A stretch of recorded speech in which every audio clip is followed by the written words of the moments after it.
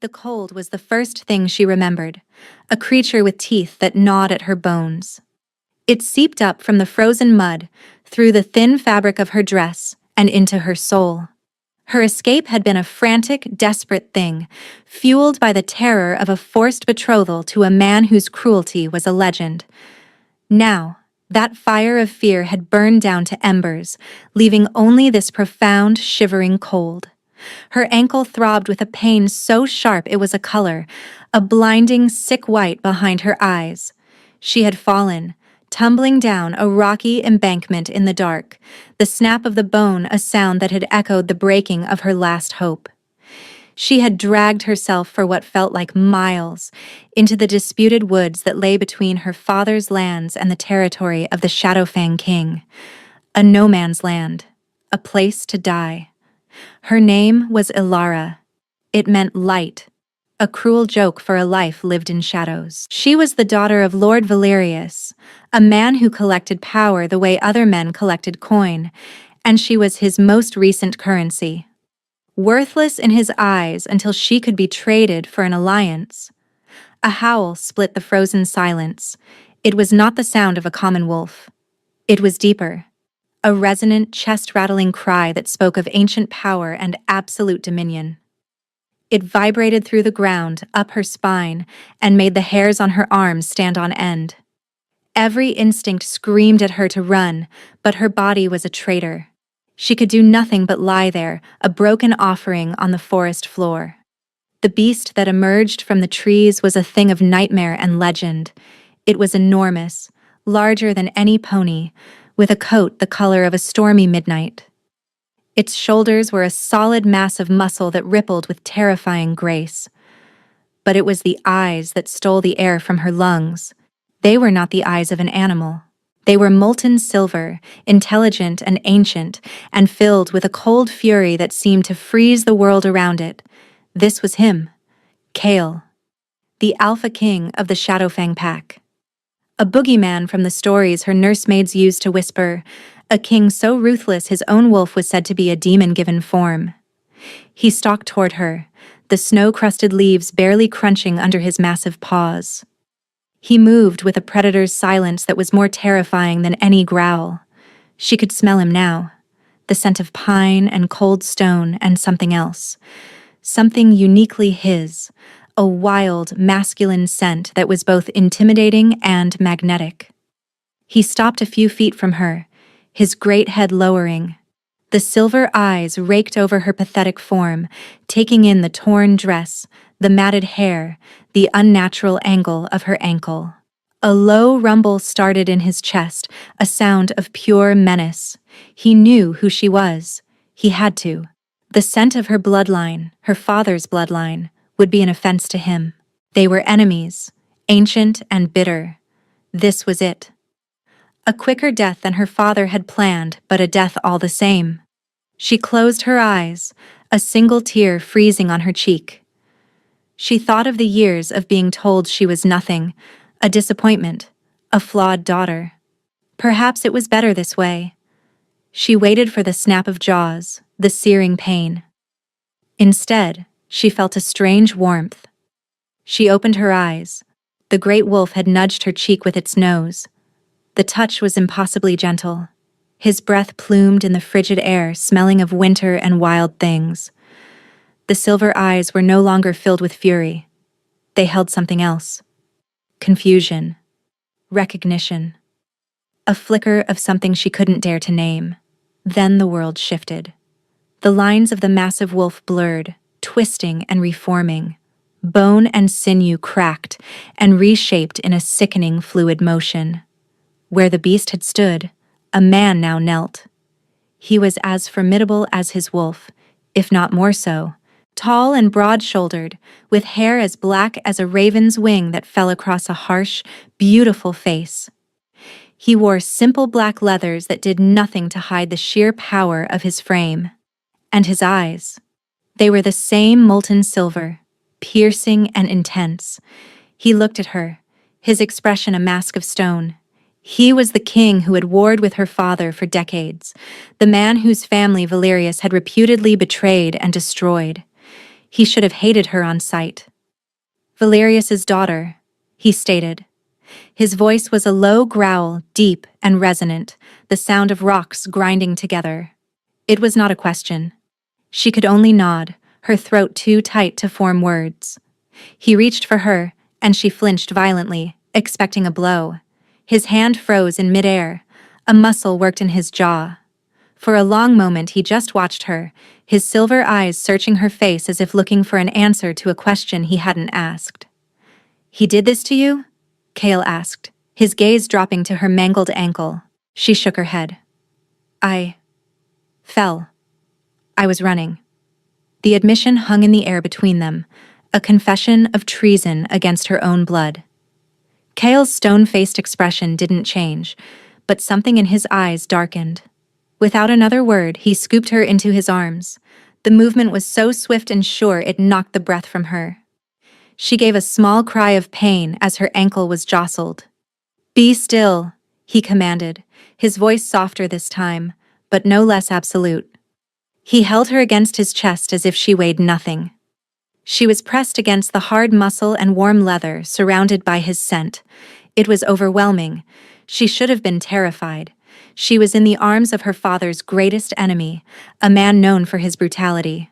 But all she could feel was the steady, powerful beat of his heart against her ear, and a sense of safety so profound it made her want to weep. He started walking, moving through the forest with an unerring, silent grace.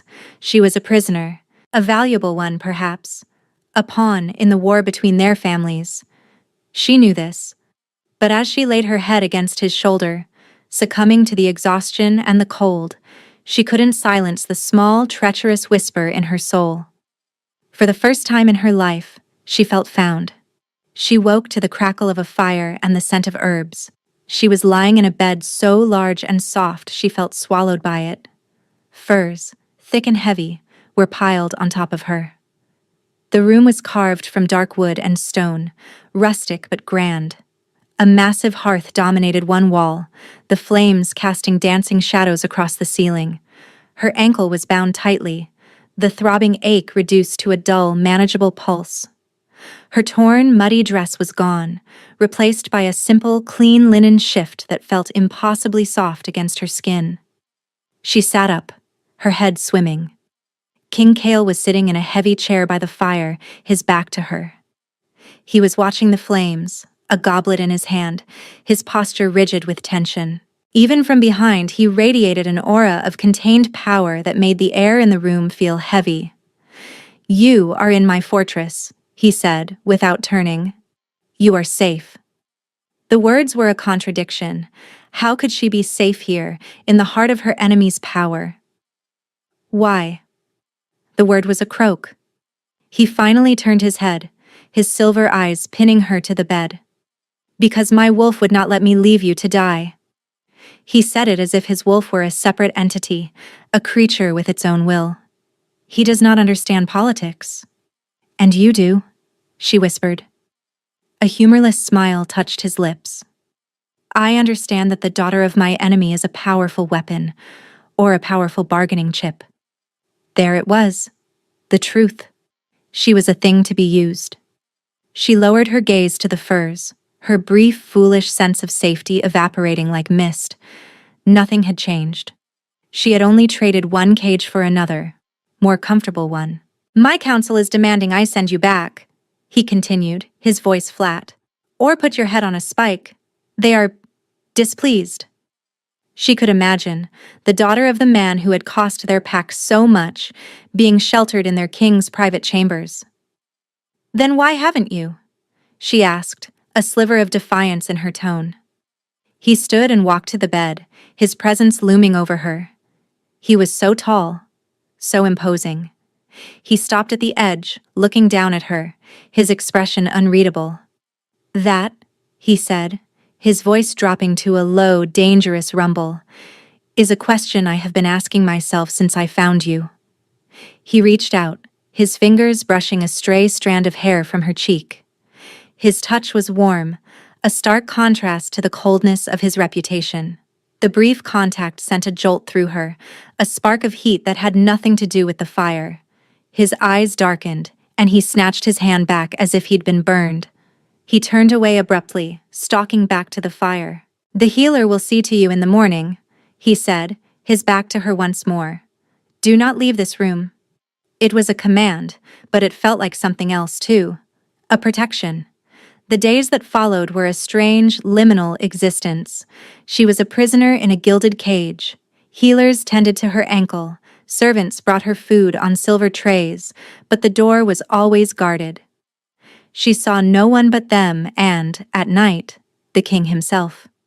Cale would appear after the fortress had fallen silent, a shadow in the firelight. He rarely spoke. He would simply sit in his chair watching her, his silver eyes tracking her every move. The silence was thick with unspoken things, with the history of bloodshed that lay between their families. She found herself watching him too.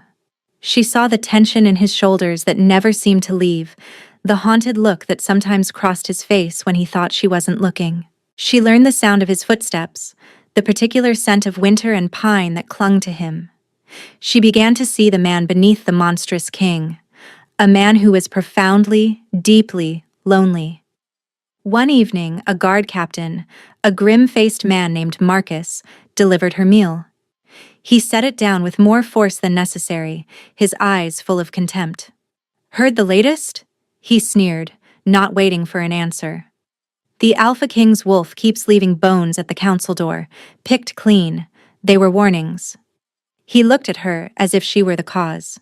"Warnings to those who want him to be rid of you." The words sent a chill down her spine.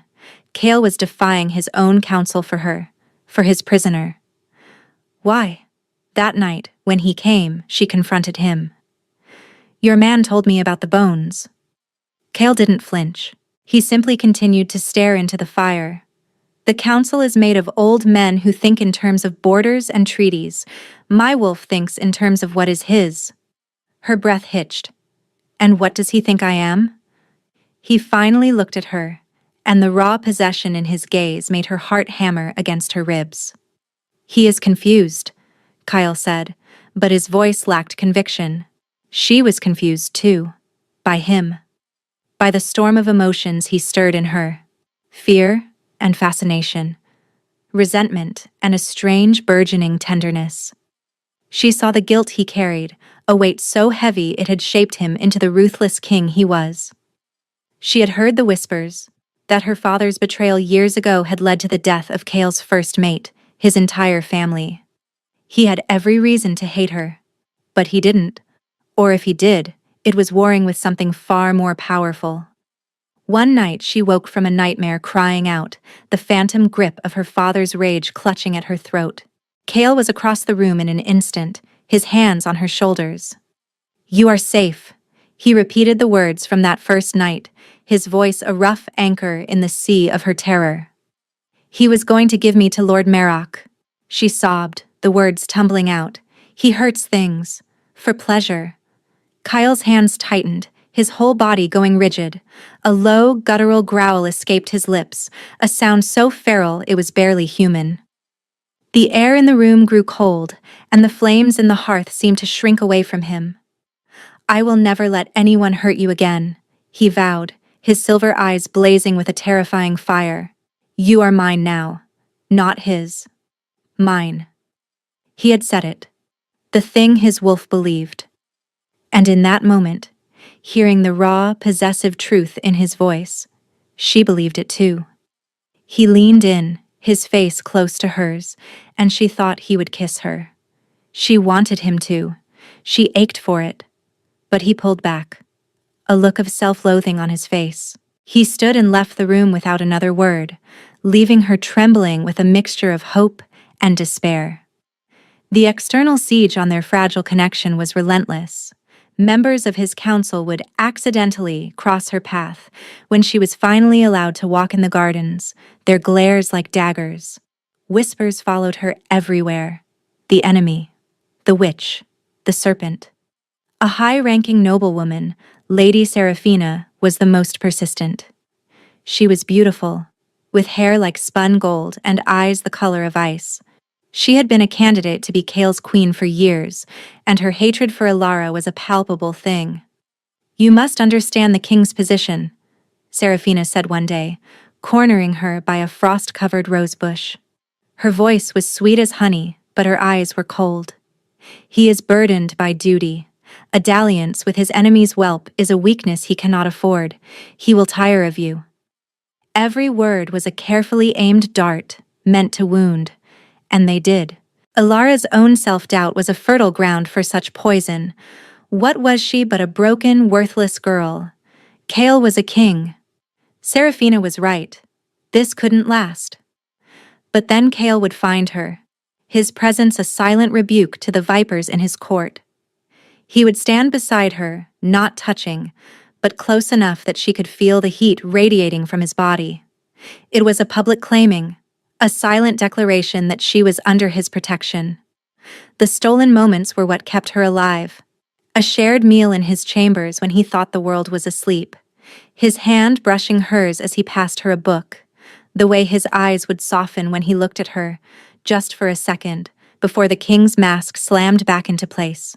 Their bond was growing in the shadows, a fragile plant reaching for a sliver of light. But the walls were closing in. The pressure from his council was mounting.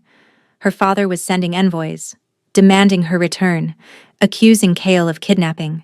The world wanted to tear them apart. One evening, Chaol came to her, his face grimmer than she had ever seen it. He held a small carved wolf in his hand. "My father gave this to my mother," he said, his voice rough. He pressed it into her hand. His fingers lingered on hers, warm and strong. "It is a promise." "A promise of what?" she whispered, her heart aching. His silver eyes met hers, and for the first time, he let her see everything. The longing, the fear, the desperate, hopeless love. "That I will not give you up." It was as good as a confession. It was everything she had secretly hoped for and everything she feared. Loving her could destroy him. The very next day, the world fell apart. A scream echoed from the courtyard. Alara, her ankle now strong enough to walk on, rushed to the window of her chambers. Below, one of the council elders lay on the cobblestones, writhing in agony, his face contorted in a silent rictus of pain. Lady Seraphina was kneeling beside him, her face a mask of horror. She looked up, and her eyes, cold and calculating, found Alara's in the window. And then Seraphina pointed. "Witchcraft!" she shrieked, her voice carrying across the courtyard. "The Valerius witch! She cursed him!" Guards were swarming the courtyard. Chaol burst from the keep, his face a thundercloud. He followed Seraphina's pointing finger, his gaze locking with Alara's. For a heart-stopping moment she saw a flicker of doubt in his eyes. The world tilted on its axis. Chaos erupted. The council, already primed to believe the worst of her, was in an uproar. Seraphina produced a witness, a serving girl who tearfully claimed she had seen Alara performing strange hand gestures and muttering in the direction of the elder that morning. It was a lie, a complete fabrication. But it was enough. They dragged her before an emergency council session. The room was a sea of hostile faces. Seraphina stood as the chief accuser, her voice ringing with false piety as she spoke of unnatural powers and the tainted blood of Valerius. "We have discovered the truth of her lineage," Seraphina announced, holding up a scroll. "Her mother was not of a noble line. She was descended from the Silencers, a coven of witches who could kill with a thought. This creature is not just the daughter of our enemy, she is an abomination." The truth about her mother hit Alara like a physical blow. A witch. That was the secret her father had always hidden, the reason he had loathed his own wife and daughter. It wasn't just that she was a girl, she was a reminder of the unclean blood she carried. And now, that secret was being used as her death warrant. Chaol stood beside the throne, his face carved from granite. He said nothing, his silence a terrifying weight in the room. He was a king, but he was also a leader who had to heed his people. The council was unified against her. To defend her now would be to declare war on his own pack. "She must be returned to her father," an elder boomed. "Let him deal with his own cursed bloodline. We will not have this poison in our lands." It was a politically brilliant move by Seraphina. Not execution, which Kale would never allow, but exile. A sentence that was, for Alara, the same as death. Alara looked at Kale, her heart shattering. She pleaded with her eyes for him to believe her, to fight for her. He met her gaze, and what she saw there destroyed her. It was not doubt. It was pure agony. The agony of a king trapped. A man being forced to choose between the woman he was coming to love and the survival of his kingdom. "The council has spoken," Kale said, his voice dead, hollow. Each word was a nail in her coffin. "She will be returned to Lord Valerius at dawn." The world went silent. The jeering faces of the council, Seraphina's triumphant smirk, it all faded into a dull roar. The only thing she could see was Kale's tortured face as guards seized her arms and dragged her away. He had not fought for her. He had chosen his kingdom. He had given her up. The journey back to her father's fortress was a blur of misery.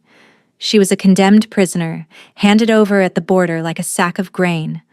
The moment she was back in Lord Valerius's custody, the cruelty began. He did not kill her. He had other plans. She was locked in the highest room of the northern tower, a cold, damp cell with one barred window overlooking a desolate landscape. Her father's plan was the one she had run from in the first place: marriage to Lord Merrock. The wedding was set for a month's time. The days bled into one another. She was alone with her grief and despair. Kale's face haunted her waking moments and her dreams. The memory of his promise, of the carved wolf she still clutched in her hand, was a constant burning pain. He had promised, and he had broken it. The rage and the sorrow were a tempest inside her. One afternoon, as she stared at the meager meal the guards had left, a cup of water and a piece of stale bread, she was consumed by a wave of pure, helpless fury. She thought of Kale, and a violent sob escaped her. The pewter cup on the table rattled. She froze, her breath catching in her throat. She stared at it. It was just a cup. It must have been a tremor in the floorboards. She closed her eyes, focusing on the memory of Kale's touch, the scent of him, the agonizing pain of his betrayal. She pictured the cup, and in her mind she imagined it sliding across the table. Slowly, jerkily, the cup moved. It slid an inch, then two, scraping against the rough wood. Alara gasped, her eyes flying open. It wasn't a trick of the light. It had moved. Seraphina's accusation, the one meant to destroy her, had contained a kernel of truth. The power was real. It was inside her. A tiny, flickering ember in the vast darkness of her despair. It became her secret. Her only hope. Every day, she practiced. She would focus on a loose stone in the wall, on her spoon, on a drop of water. At first, she could barely make them tremble. But as the days passed, as her focus sharpened, fueled by her desperate will to survive, the power grew. She could lift the spoon. She could make the stone turn over. It was a small, secret magic, but it was hers. Meanwhile, the world outside her prison was darkening. Rumors reached her through a sympathetic kitchen maid. The Shadowfang King had become a true monster.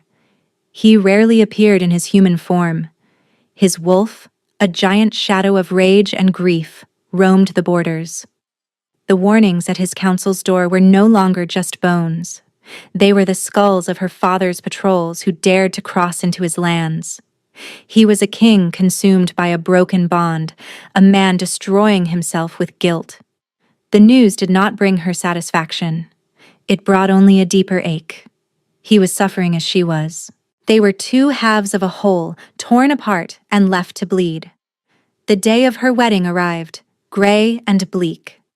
They dressed her in a fine gown, a mockery of purity and joy. Lord Merrock was waiting. She could hear the celebration starting in the hall below. Her time was up. She looked at the heavy oak door of her cell. The iron lock. The thick hinges. Before, they had been an insurmountable barrier. Now, she saw them differently. She saw the metal pins in the hinges, the mechanism inside the lock. She closed her eyes and reached out with her mind, with the power that had become an extension of her own body. She focused on the pins of the top hinge, and with a silent scream of effort, she pushed. There was a groan of protesting metal, a loud crack. The pin shot out of the hinge and clattered to the stone floor. Hope, fierce and blinding, surged through her. She did it again with the bottom hinge. The door sagged, held only by the lock. She turned her focus to the tumblers inside the ancient mechanism, picturing them turning, releasing. It took all of her concentration, sweat beading on her forehead, but finally, with a loud click, the lock sprang open. The door swung inward. She was free. Her escape was a desperate flight through the fortress she knew so well. She used her power to create distractions, a tapestry falling, a suit of armor clattering to the ground, drawing the guards away from her path. She made it to the stables, stole a horse and rode like the wind, not west toward freedom, but east. Back toward the one place she had sworn she would never go again. Back to him. She rode for 2 days, fueled by adrenaline and a desperate, terrifying hope. As she crossed into the Shadowfang lands, she found a scene of carnage. A peace delegation from her father lay slaughtered. And in the center of it all, a great black wolf was locked in combat with Lord Valerius himself. But something was wrong. Cale's movements were sluggish. His wolf form seemed less substantial, flickering at the edges. Her father wielded a blade that glowed with a sick green light. As Alara watched in horror, Valerius dodged a lunge and thrust the blade deep into Cale's shoulder. The great wolf gave a terrible cry of pain and collapsed, the black fur receding, leaving Cale in his human form, bleeding profusely on the cursed ground. Poison. A blade coated in wolfsbane and something darker, something magical. Finally, Valerius sneered, raising the sword for the killing blow. No! The scream was ripped from Alara's soul. She threw herself from the horse, and as she ran, she reached out with her mind, grabbing hold of the poisoned sword. Valerius grunted, the sword stopping in mid-air as if hitting an invisible wall. He stared at his own weapon, then at his daughter, his eyes wide with disbelief and fury. "The witch!" he snarled. She focused all her will, all her rage, and twisted. With a screech of tortured metal, the blade bent into a useless crescent shape before snapping entirely, the pieces flying into the woods. Her father looked at her, truly seeing her power for the first time. For a moment she saw fear in his eyes, but it was quickly replaced by his familiar, venomous hatred. He drew a dagger and charged at her. She didn't have to face him alone. Cale, with a final desperate surge of strength, rose to his knees and met her father's charge, driving his own blade into Valerius's heart. Her father crumpled to the ground, his reign of terror over, but the cost was too high. The poison was acting fast. Cale collapsed again, his body convulsing. A deathly pallor spread across his face, and his breaths became shallow, ragged gasps. Alara scrambled to his side, cradling his head in her lap. His skin was turning cold. "No," she whispered, tears streaming down her face. "No, you can't." "Alara," he rasped, his silver eyes now clouded with pain finding hers. "You came back. I never left," she sobbed. "Hold on, Cale. Please hold on." His healers arrived, summoned by the commotion, but they could do nothing. The poison was too potent, too magical. They backed away, their faces grim. He was dying. She looked down at his face, at the man who had pulled her from the snow, who had defied his counsel for her, who had broken her heart and his own to protect his people. The man she loved. She would not let him go. That single defiant thought burned through her grief. She placed her hands on his chest, over his fading heart. She closed her eyes and reached for the power inside her, but this time she did not push it outward. She pulled it inward, focusing it all into the bond she still felt between them, a faint, flickering thread. She poured everything she was into that connection, her love, her rage, her forgiveness, her refusal to accept this ending. She felt the power surge from her, no longer a tool to move objects, but a torrent of pure life, a cleansing fire. It was agony. It felt like her soul was being ripped from her body, but she held on. She felt the poison in him, a cold, creeping darkness. Her power met it, and a war began inside his very cells. She pushed, screaming into the bond, a silent, desperate cry of love and defiance. A brilliant white light erupted from her hands, engulfing them both. It was warm and pure, and it felt like coming home. The darkness of the poison recoiled, sizzling and dissolving under the onslaught of her power, her love made manifest. She felt it break, the coldness receding, replaced by the familiar, steady warmth of his life force. She poured the last of her strength into him and then collapsed, the world fading to black. She woke slowly, the scent of pine and clean linen filling her senses. She was in Cale's bed. Sunlight streamed through the window, warming her face. She turned her head. He was sitting in the chair by the fire, just as he had on that first night. But this time, he was not watching the flames. He was watching her. His silver eyes were clear, bright, and filled with an emotion that made her breath catch. The haunted look was gone. The guilt that had shadowed his face for so long had vanished. He looked whole. "Hello, witch," he said, his voice a low, soft rumble. There was no venom in the word, only awe. She tried to sit up, but a wave of dizziness washed over her. "Easy," he said, instantly by her side, his hands gently easing her back against the pillows. His touch was warm and steady. "You saved me." "I couldn't lose you," she whispered, her voice hoarse. "You never will again," he vowed. He sat on the edge of the bed, taking her hand in his. "The council knows everything. Seraphina confessed her part in the plot when she saw you heal me. She believed you were a god. She is exiled. Your father is gone. The war is over." It was too much to take in. The world had been remade while she slept. "Alara?" he said, his voice dropping, becoming thick with emotion. He lifted her hand to his lips, pressing a kiss to her knuckles. "I was a fool. A king frozen by guilt and fear. I chose my pack over my heart, and it almost destroyed us both. I will never make that choice again." He looked at her, his silver eyes holding hers. "You are my pack. You are my heart. You are my queen." The word hung in the air between them. Queen. It was not a title she had ever imagined for herself. Worthless, broken Alara. But looking at him, seeing the absolute certainty in his eyes, she finally believed she was worthy.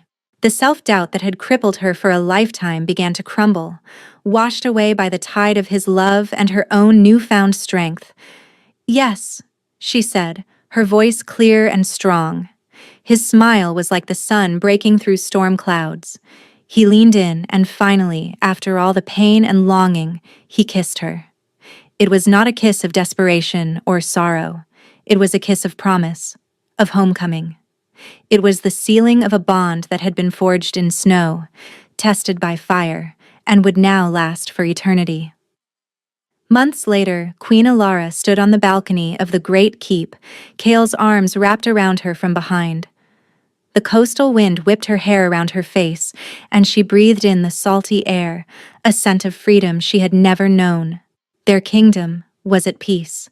Her power was no longer a secret to be feared, but a gift to be celebrated, a symbol of the queen who could mend what was broken. The people, who had once whispered about the Valerius witch, now spoke in awe of the Queen of Light. Cale rested his chin on her shoulder, his warmth a constant, comforting presence at her back. She had healed the guilt that had haunted him, and he had given her a home, a purpose, a love that was as vast and wild as the sea before them. "What are you thinking about?" he murmured, his voice a soft rumble against her ear. She smiled, leaning back into his strength. I was just thinking about bones at a council door. He chuckled, a deep, warm sound that she loved.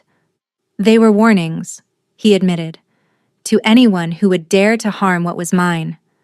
She turned in his arms to face him, placing a hand over his heart. And now? He covered her hand with his own, his silver eyes soft with a love that still stole her breath away. Now, I don't need warnings. I have you, and that is a power greater than any army. He was right. Together, they were whole. Two broken souls who had found their salvation in each other, forging a new world from the ashes of the old. She was no longer a prisoner, and he was no longer a ghost. They were a king and queen, a wolf and his witch, a love story written in scars and starlight. And their reign was just beginning.